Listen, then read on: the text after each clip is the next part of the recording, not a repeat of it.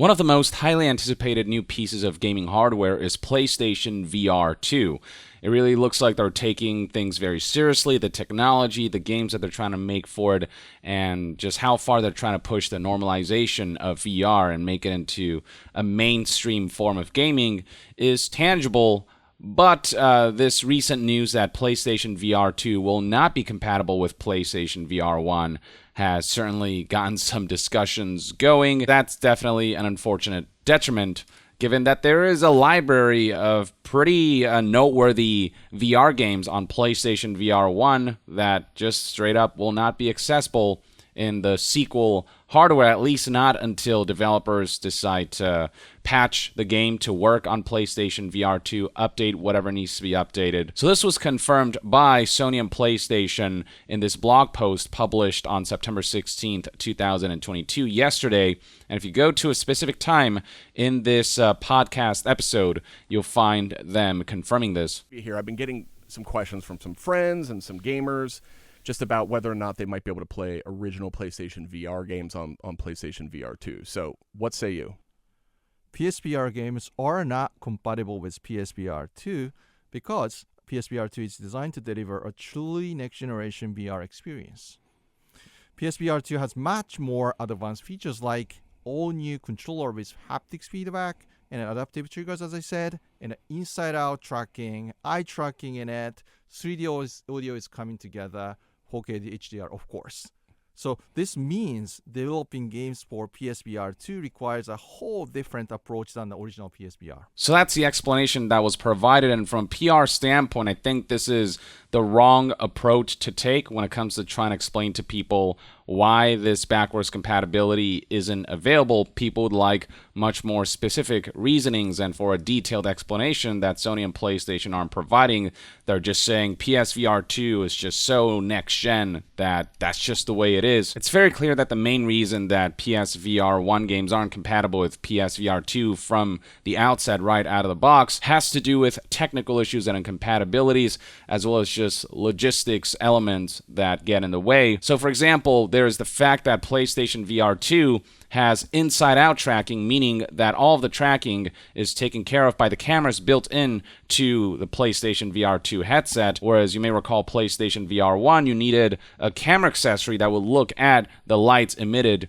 through your headset as well as your Move controllers or your gamepad, the DualShock 4 controller, so the tracking works very differently. In PSVR 2, your movements and direction you look at are reflected in-game without the need for an external camera. And so that different methodology of tracking and the way PSVR 1 wasn't very well future-proofed got in the way of making it easy to just take a game from PSVR 1 and immediately be able to boot it up on PSVR 2 and just have that run out of the box. And so they had to impose this limitation. John Linman from Digital Foundry tweeted about this and provided his own insight, stating that this is a tricky one.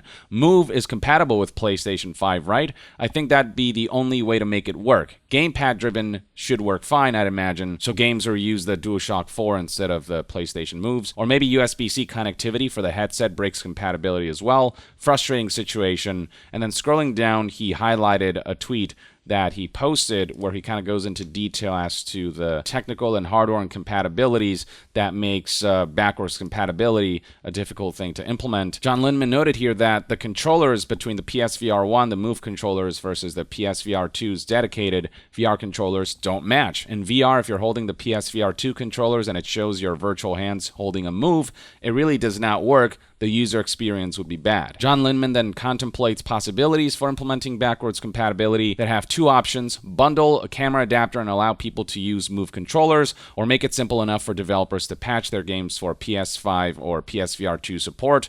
Well, that wouldn't be simple, but still. Wait, gamepad wouldn't necessarily work either, as those games rely on the light bar, so you'd need a DualShock 4 with the light bar on it for the camera to track. And also the PSVR 2 headset doesn't emit the lights that PSVR 1's headset does for the camera to track. So there's just a lot that doesn't translate between PSVR 1 to PSVR 2 to make backwards compatibility a simple affair. Other folks like Dustin Furman here noted that, number one, there is no Move button on PSVR 2, and two, there was 4 face buttons on each Move controller in addition to the Move button. The PSVR 2 controllers have X and I think circle on one of the controllers and then triangle and square on the other controller. So the inputs are all different, and so you just absolutely need to update the game. And because of how different PSVR 2 is from PSVR 1 in the way it tracks and in the way inputs work and all these things, you can't just do a direct port and just expect that to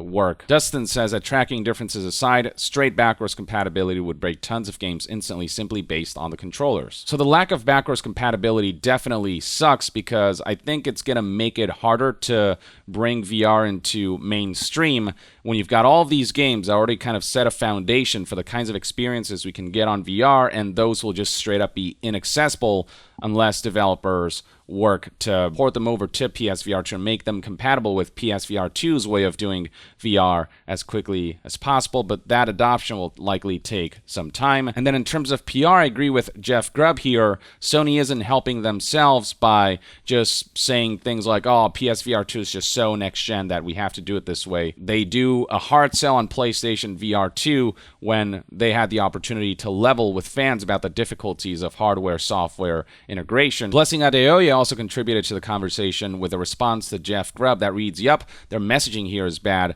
This was inevitable, though, and probably needed, but it should come with XYZ game will be available for PSVR 2 with a free update." That's the thing. I do expect that we're going to see plenty of ports of PSVR 1 games that will make their way to PSVR 2, but the concern that people have is, well, I have to pay for these games again when I already have them. And I hope that Sony has a plan to implement some kind of migration system or some kind of free upgrade system where people who already bought the PSVR 1 version of a game will be able to just transfer that over to PSVR 2 when a patch or port is released, without them having to pay for that again. Or at the very least, if there are maybe enough enhancements to take advantage of PSVR 2's capabilities, at the very least, ensure that people will have the ability to buy those games that they already own on PSVR 1 at severely discounted prices, and just show some, respect and some appreciation for the people who supported PSVR 1, instead of pulling, a Last of Us Part 1 where there's no upgrade path, even for people who've bought this game twice before with the remastered and the original PlayStation 3 version, and pricing that at, a full $70.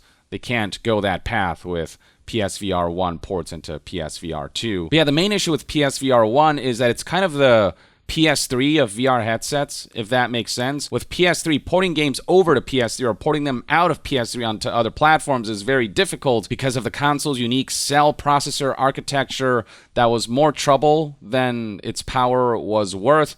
And so that's why Metal Gear Solid 4, Guns of the Patriots has remained a PlayStation 3 game, and why we haven't seen that outside of PlayStation 3, and why we haven't seen, PlayStation 4, PlayStation 5 feature PlayStation 3 backwards compatibility.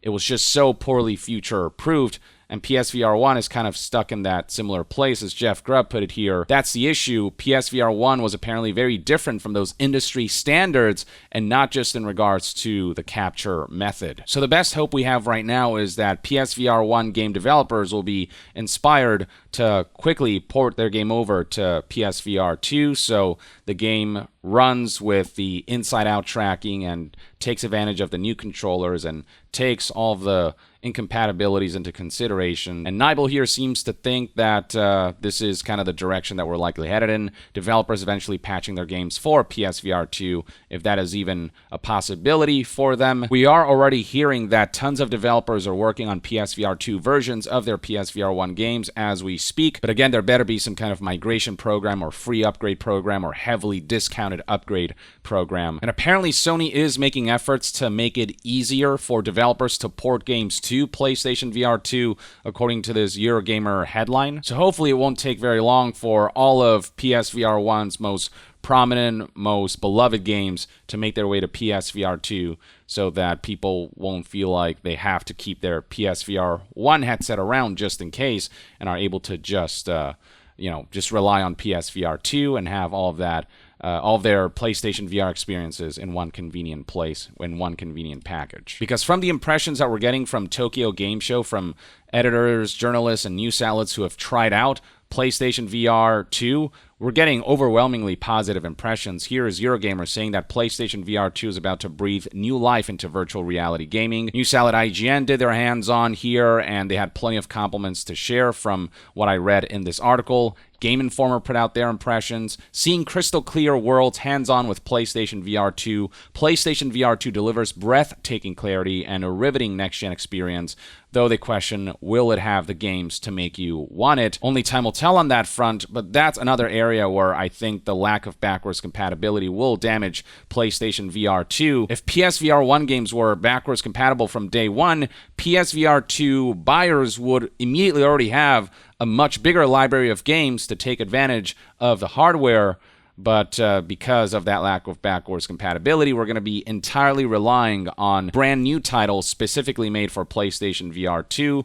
Now, Sony did claim that they're going to have around 20 titles at launch for PlayStation VR 2, but hopefully those PSVR 1 games, the ports of those games, aren't too far behind, because there are plenty of great games there that would make a great addition to PlayStation VR 2's library of games. And if developers can bring with those ports enhancements to make them an even better experience on PlayStation VR 2, then maybe PlayStation VR 2 will ultimately be able to get away with an absence of backwards compatibility in the long term.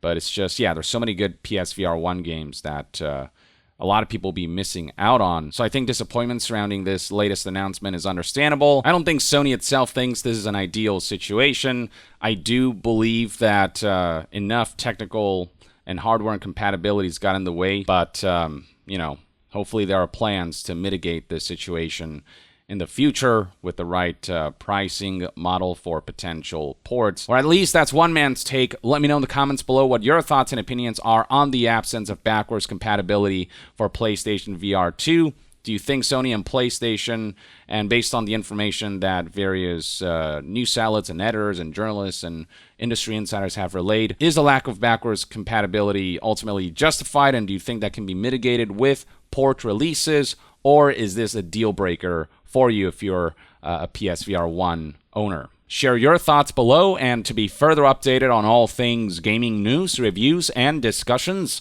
stay tuned right here on Young Yeah. I'll see you guys next time. Young out.